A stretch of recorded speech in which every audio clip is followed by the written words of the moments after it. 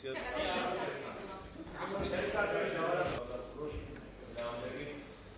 ყველა უნდა პარტიები, იმიტომ სადაც ნებადართულია და ჩამოხსნა, ჩამოხევა მახსოვს საპარლამენტო არჩევნები, ბოლო საპარლამენტო არჩევნები, როდესაც სოფელ ქობულეთში ადმინისტრაციულ შენობაში, სადაც განთავსებულია კლუბის შენობა, იქ მაშინ არ შეგვიშვეს. და არ მინდა რომ დღესაც იგივე გაგრძელდეს. თუმცა იგივე გრძელდება როგორც ხედავთ. აბსოლუტურად იზოლირებულია კლუბის შენობა საარჩევნო ადმინისტრაციასთან.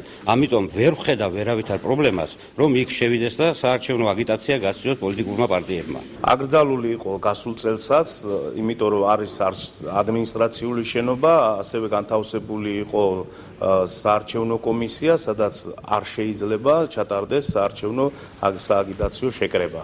ყველა პარტია ვალდებულია არჩევნების დასრულების შემდეგ 20 დღის ვადაში იქნას აღმოფხვრილი ეს ხარვეზები.